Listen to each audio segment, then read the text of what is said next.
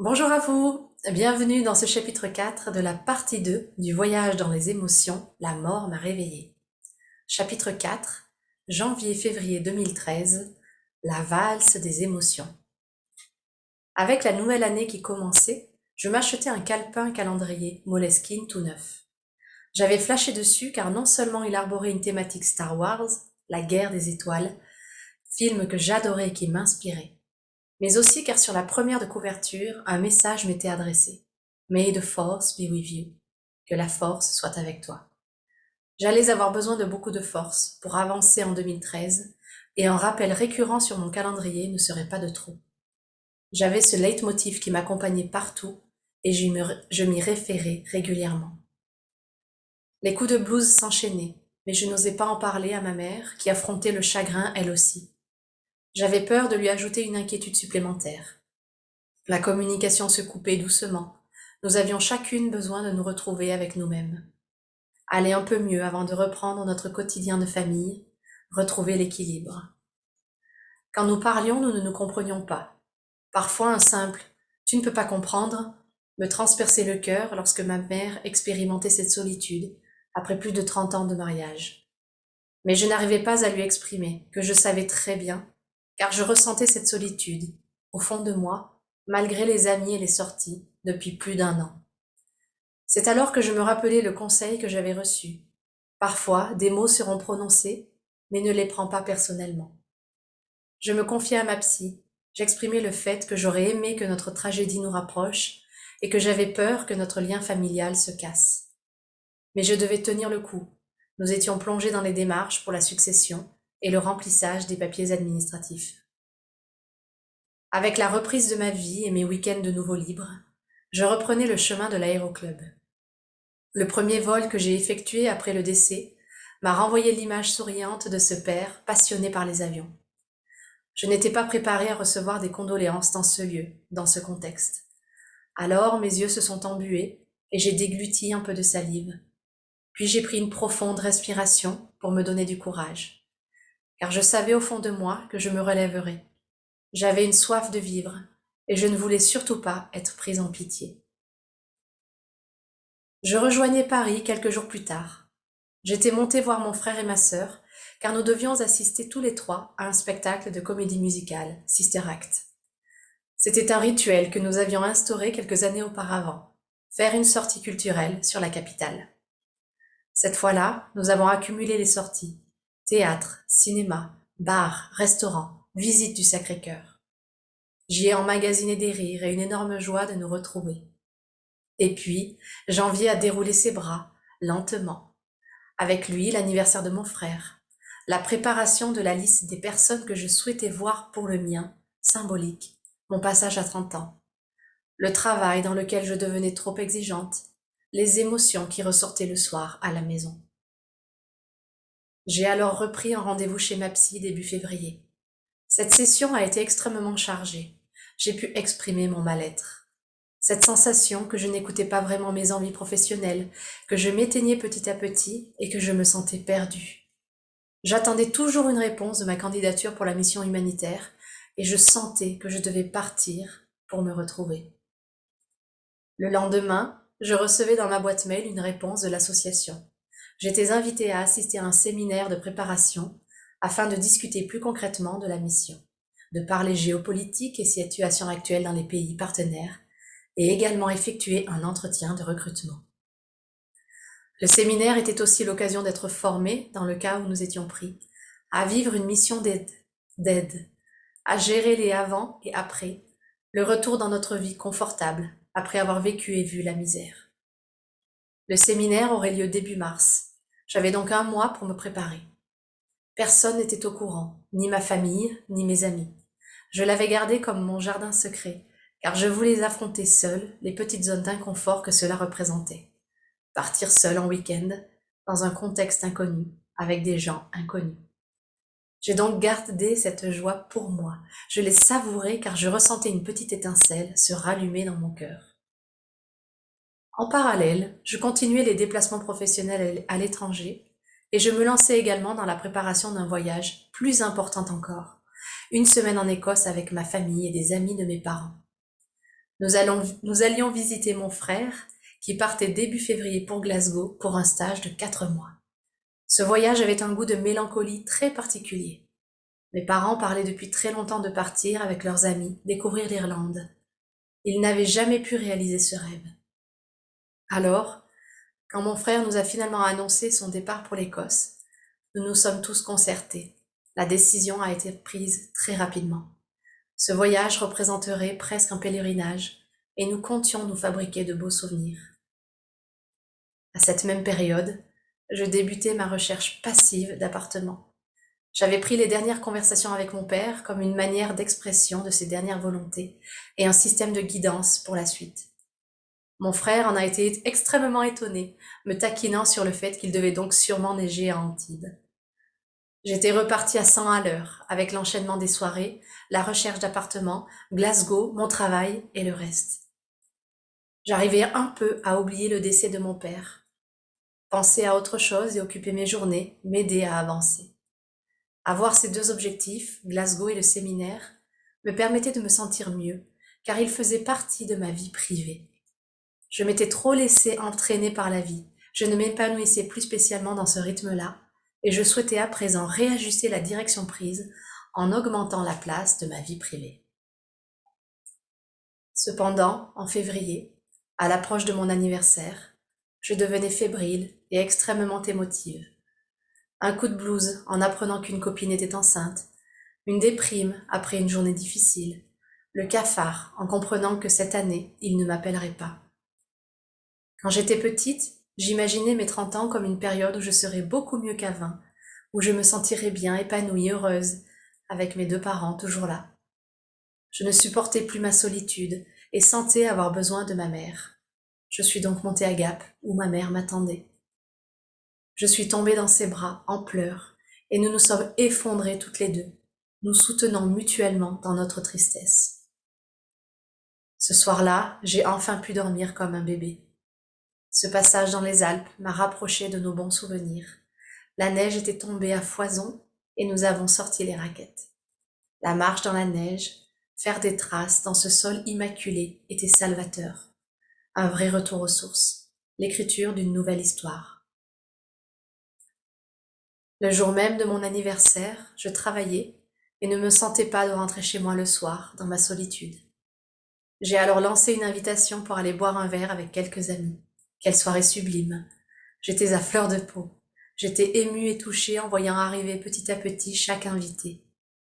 Comment se faisait-il que j'en sois devenue si émotive? Avec un pilier en moins, j'étais obligée de m'appuyer sur les autres, voire de les agrandir pour compenser.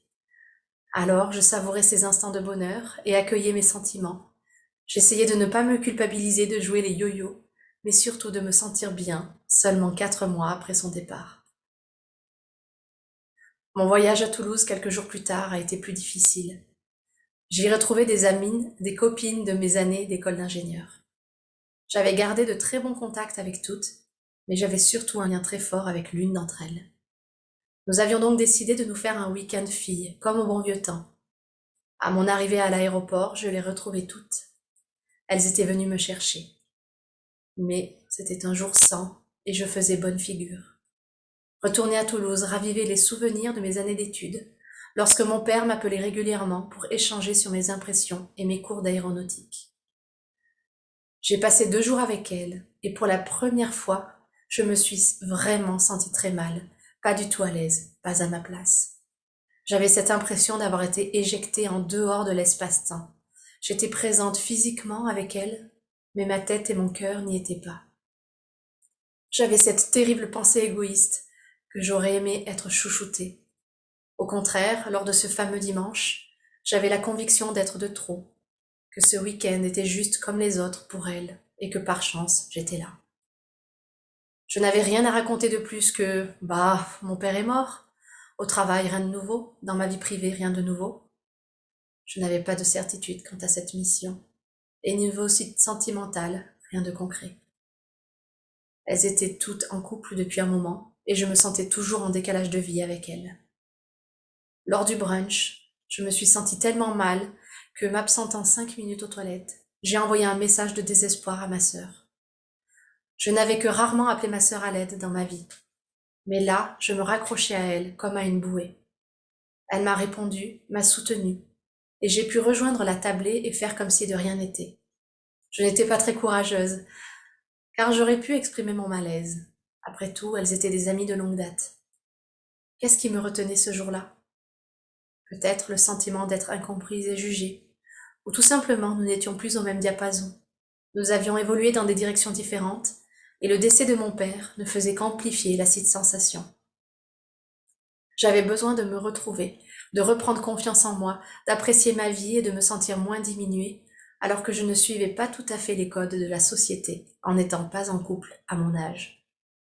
Je n'attendais plus qu'une chose, mon départ pour aser le rideau, le vendredi d'après, pour ce séminaire et mon entrée dans une aventure hors de ma zone de confort.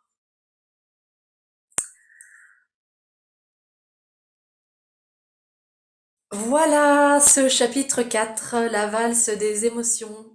Alors on rentre de plein pied dans le deuil, hein, dans la gestion du deuil, dans les émotions que ça génère, dans les incompréhensions également, dans les prises de conscience, dans toutes ces choses en fait qui arrivent et qui font ressurgir énormément d'états d'être, d'états d'âme et d'émotions. Donc la première chose, c'est ce petit signe de l'univers. Chaque année, en fait, j'achetais un calepin, un calendrier Moleskine, un tout petit calepin calendrier. Et cette année, en fait, je tombe sur un calepin calendrier où il y a écrit May the force be with you, que la force soit avec toi. Je le prends, je l'achète et je le prends vraiment comme un signe de soutien de plus grand que moi. Alors à cette époque-là, je le prends pas comme un soutien spirituel, mais avec le recul, en fait, c'était vraiment un signe de soutien et de support sur le fait que la force est avec toi, en fait. La, la force intérieure est là et tu n'es pas seul. Il y a quelque chose de plus grand qui te soutient dans tout ça. Et que ce soit ton âme, la source, une énergie cosmique, Dieu pour ceux qui croient en Dieu, voilà quelque chose de vraiment plus fort qui sous-tend ce passage et auquel en fait tu vas avoir accès et tu pourras en fait t'appuyer dessus. Alors évidemment, moi j'en avais pas du tout conscience à cette époque-là, mais je l'exprime quand même comme le fait que quand je vois ce calepin, c'est une vraie aide et je le sens que ça va m'apporter quelque chose et que ça va me faire du bien de le voir de manière récurrente. En fait, de voir à chaque fois que j'ouvre ce livre, que la force soit avec toi. Donc cette espèce de mantra, on peut parler de mantra, qui m'aide et qui m'accompagne pendant cette période. Cette phase, elle montre également un des accords Toltec. Ne rien prendre personnellement, ne prends rien personnellement, notamment les phrases qu'on va exprimer, les coups de colère auxquels tu vas assister. Ne prends rien personnellement. Et en fait, à cette période-là, il y a une incompréhension qui se crée de manière plus grande avec ma mère. Et en fait, cette personne, donc ma mère, qui était également un de mes piliers avec mon père, l'incompréhension est telle que la communication se distend. Et à ce moment-là, en fait, je prends la décision de prendre de la distance un petit peu pour me recentrer en fait, pour me recentrer, prendre soin de moi. Alors de manière un peu maladroite, mais prendre soin de moi et lui laisser du temps également à elle, parce qu'elle est en train de vivre son chagrin, comme moi je suis en train de vivre le mien. Alors, j'ai des petits moments en fait de doute, de peur. J'ai peur que le lien familial se casse. J'ai des moments où les émotions en fait elles fluctuent, c'est-à-dire que à un moment donné, je vais être dans une très très grande tristesse, dans un désespoir absolu. Et puis le jour d'après, je vais être dans une très grande joie d'être avec des amis qui viennent pour mon anniversaire, enfin qui apparaissent petit à petit dans la soirée que j'ai organisée. Et en fait, ça fait venir la culpabilité de me sentir bien alors que c'est si tôt après le décès. Et donc, c'est cette valse des émotions. Le deuil crée une valse émotionnelle euh, des pensées aussi de culpabilité, et puis juste après d'excitation et d'enthousiasme. Donc cette valse, c'est la vie en fait en moi qui s'est décuplée en fait. Quand on se retrouve dans une phase de la gestion du deuil notamment, et donc dans une phase où la mort est très présente, la vie est également très présente. Et les émotions font partie de la vie. Les émotions, comme je l'ai répété plusieurs fois dans des épisodes précédents, les émotions, c'est très sain, ce sont des informations, ce sont des mouvements de vie à l'intérieur de soi. Et quand elles sont saines, elles durent très rapidement, elles durent 90 secondes, 120 secondes. Et là, en fait, je suis dans un, on pourrait dire, un espèce de vortex émotionnel où j'ai tout qui s'est accentué, qui s'est amplifié, tout étant les émotions saines, donc ces émotions de vie qui viennent, qui montent, la joie, la tristesse, la colère, tout ça qui monte, la culpabilité. Et puis, bah, j'ai des émotions irrationnelles qui remontent parce que ça appuie fort sur tout ce qui est à l'intérieur de moi. Ça appuie très très fort. Une chose sur laquelle ça appuie très fort, c'est ce ressenti de solitude. Et pourtant, je suis entourée, mais je ressens une très très grande solitude. Et à ce moment-là, dans cette phase-là, je ne l'accepte pas. Je n'accepte pas ce ressenti de solitude. Je n'accepte pas le ressenti que je puisse me sentir bien 4 mois après le décès de mon père. Je n'accepte pas le fait que avec ma mère, eh bien, on s'éloigne. Tout ça, ça devient lourd, ça devient vraiment intense, ça crée une fébrilité très très très forte. Euh, et donc, pour vous donner un peu le la différence, l'émotion saine, c'est quand je vais à l'aéroclub et que quelqu'un me parle en fait de condoléances, tout ça. Et là, j'ai une émotion qui monte. J'ai l'émotion de tristesse, j'ai les yeux qui s'embuent et je laisse faire. Et au fond de moi, je sens un appel de vie, je sens quelque chose. Et donc, qu'est-ce que je fais? Je me recentre, je prends une profonde inspiration pour être dans l'instant présent, pour me donner du courage.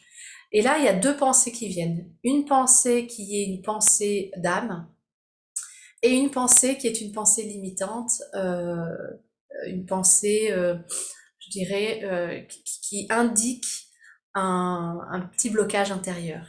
Je ne sais pas si vous l'avez identifié quand j'ai lu le texte. C'est cette phrase où je dis, car je savais au fond de moi que je me relèverais.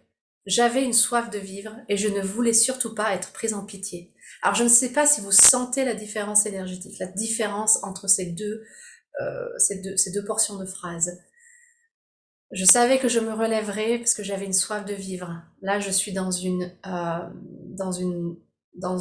énergie d'amour. C'est une énergie du fond de mon âme qui sort, cette soif de vivre et cette envie en fait de me relever, et parce que je sais plus profond de moi que j'ai quelque chose à faire et que je vais me relever et qu'en fait la force est avec moi, de nouveau ce mantra qui arrive. Et puis il y a la deuxième partie, je ne voulais surtout pas être prise en pitié. Ça, c'est une réaction à un conditionnement, c'est une réaction de peur, la peur d'être prise en pitié. Et là, on n'est plus du tout dans la même vibration, on n'est plus du tout dans le même impact. Là, en fait, j'identifie à ce moment-là une peur. Je travaille pas spécialement dessus à ce moment-là.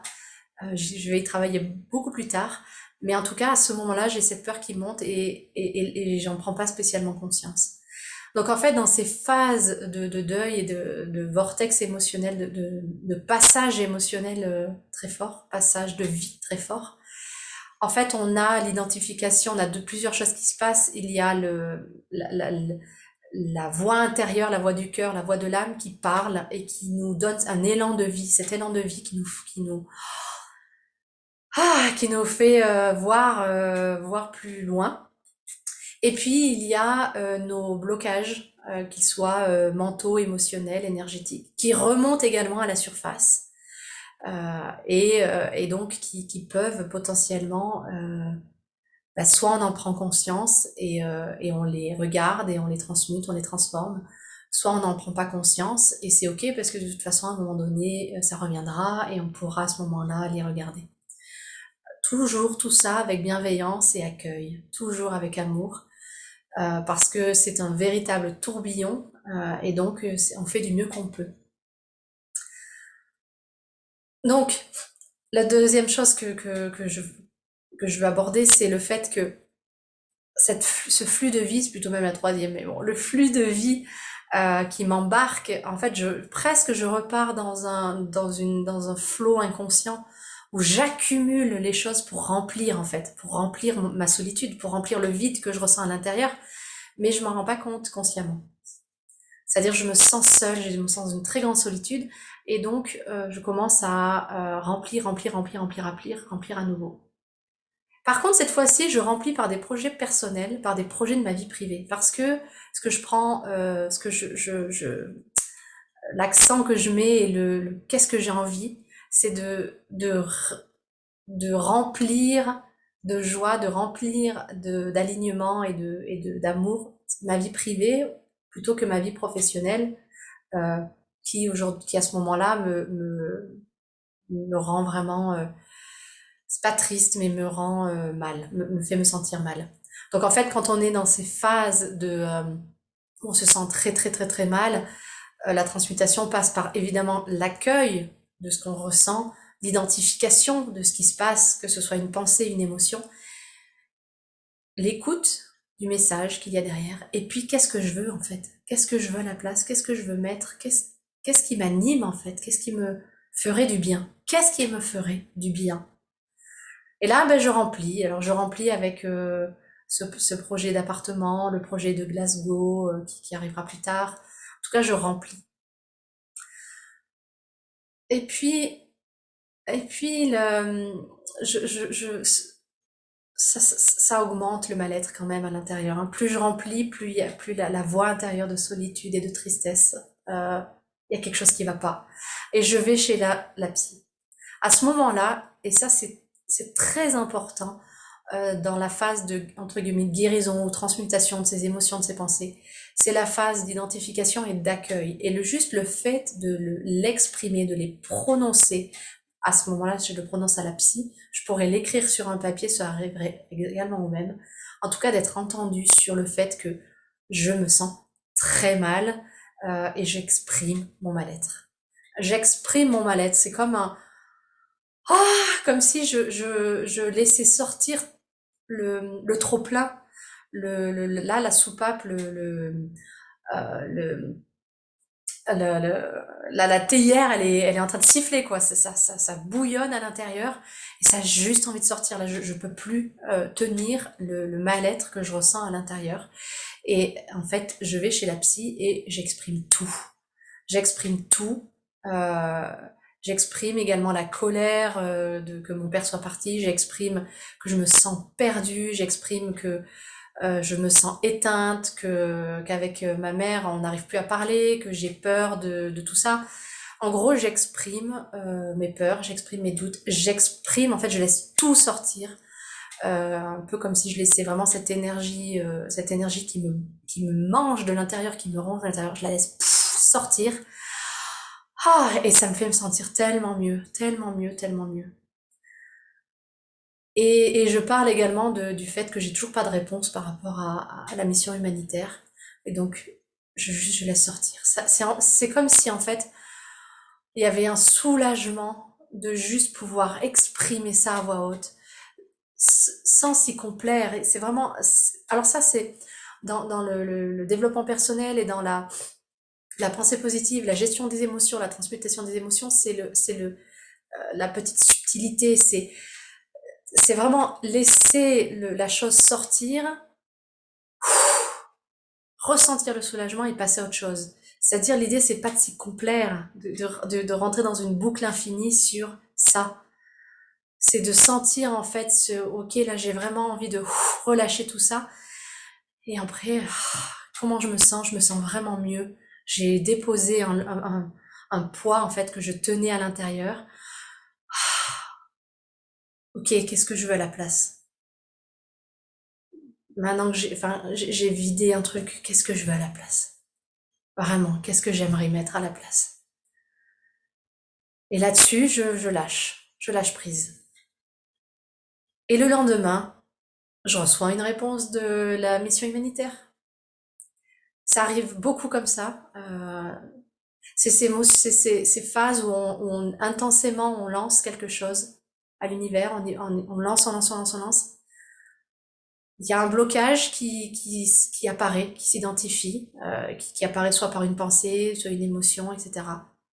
Je l'accueille, je la transmute, je l'alchimise, et puis le soulagement et le lâcher prise. Et derrière, qu'est-ce qui se passe? Eh ben, ce qu'on rêvait ou ce qu'on attendait arrive au moment où on s'y attend le moins et au moment où on a le moins de résistance. En tout cas, le moins de résistance intérieure, puisque c'est notre vibration intérieure qui permet de connecter, de réaliser, de manifester ce qu'on souhaite.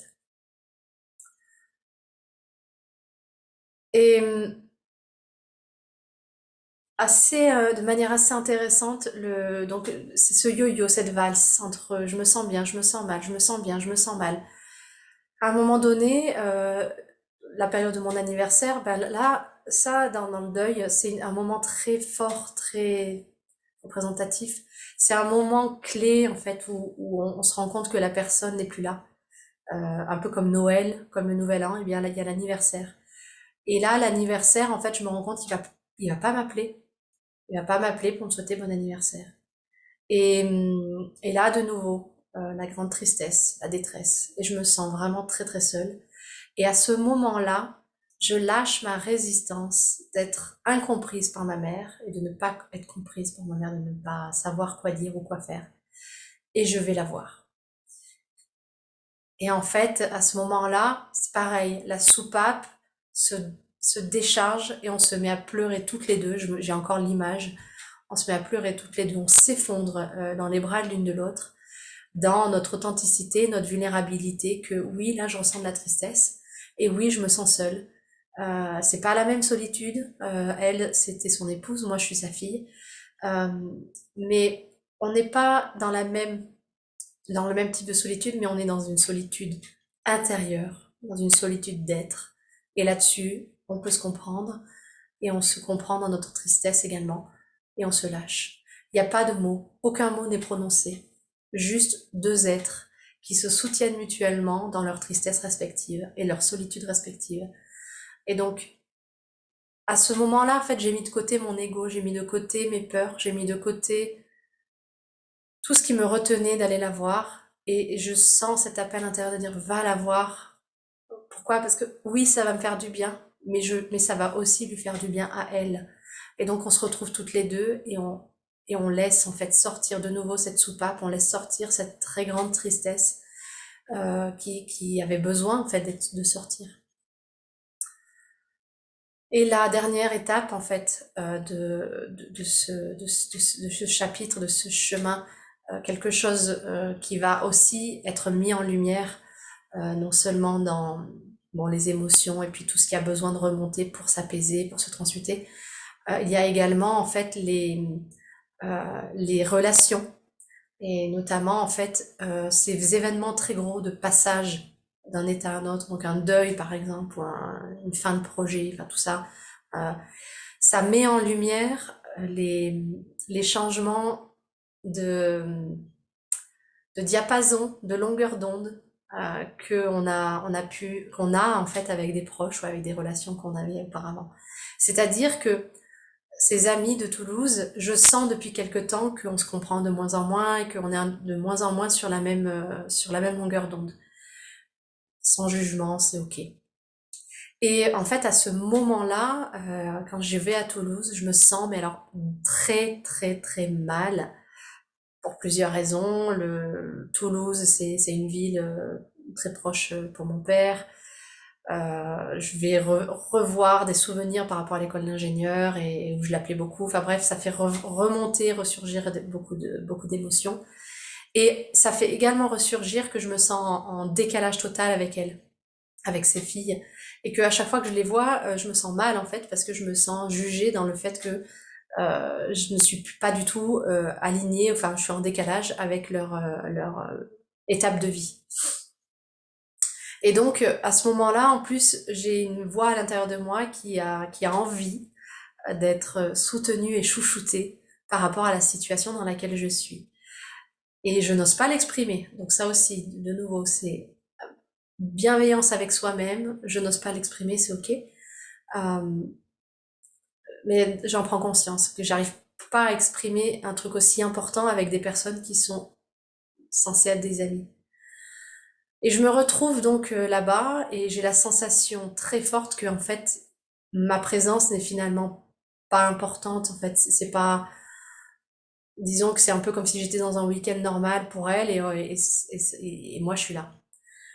Et c'est une sensation qui fait renaître encore énormément d'inconfort.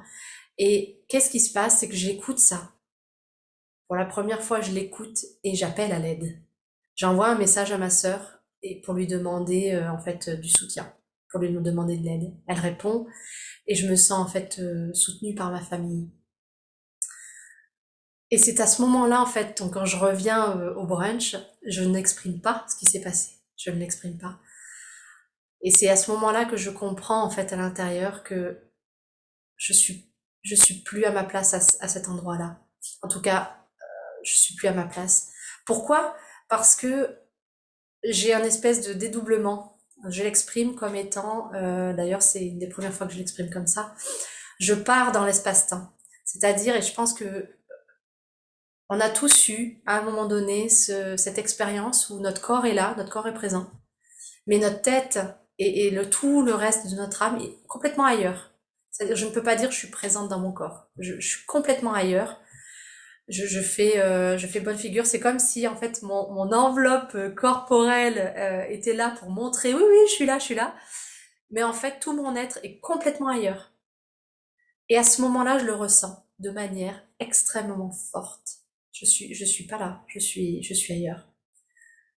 Et donc c'est un peu énergétiquement, on appelle ça le fait que l'âme, elle sort en fait. Il y a en fait le mal-être est tellement fort, par protection, elle s'en va.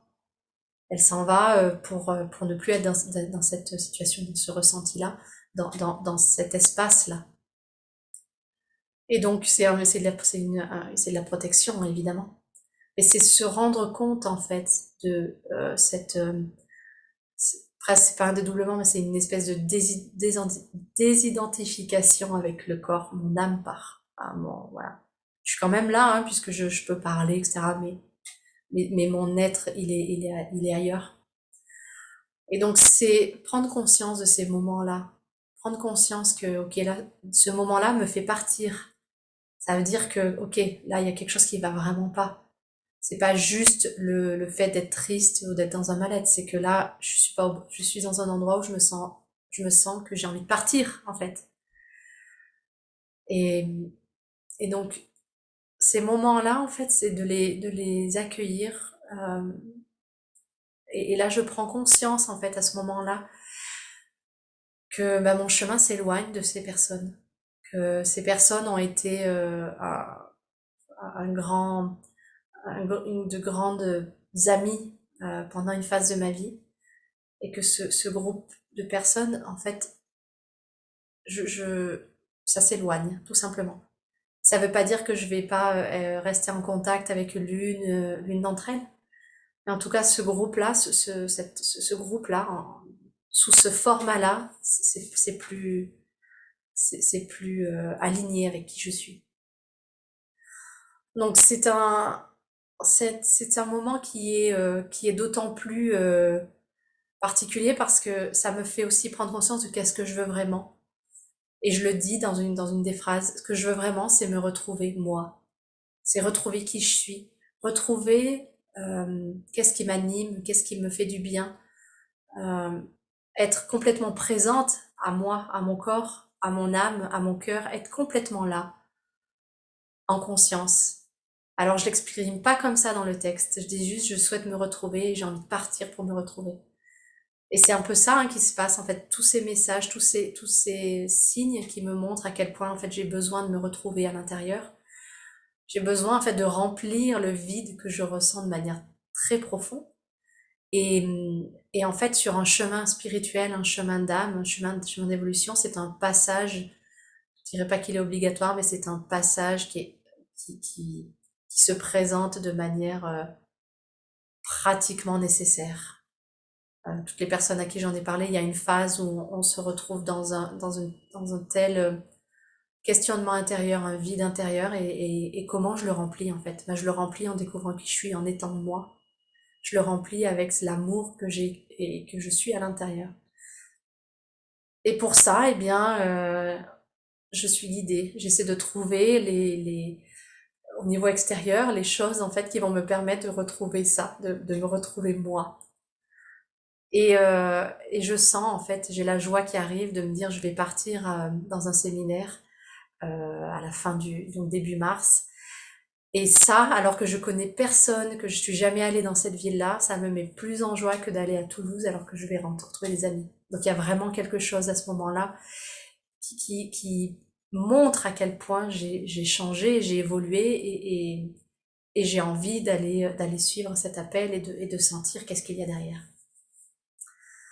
Voilà, donc c'est un chapitre, la valse des émotions, c'est un chapitre qui aborde beaucoup le ne rien prendre personnellement, accueillir ce qui monte, ce qui vient, les émotions, les pensées, pas pour rentrer dans une complaisance à être dedans, mais au contraire pour entendre les messages qui se cachent derrière, laisser sortir l'énergie qui a été accumulée et et ce ne sont que les symptômes de tout ça. Donc laisser sortir ça et ensuite transmuter, transformer en identifiant qu'est-ce que j'ai envie derrière, qu'est-ce que j'ai envie, qu'est-ce qui me ferait me sentir bien. Et puis après, eh bien, au niveau de l'âme, savoir être présent à son âme et écouter les messages qu'elle nous envoie. Et surtout, pour terminer, beaucoup de bienveillance, beaucoup d'indulgence avec soi pendant cette période et avec ses proches et avec l'incompréhension qu'on peut ressentir. Voilà, je vous souhaite une très belle journée et puis je vous dis à bientôt pour le chapitre 5.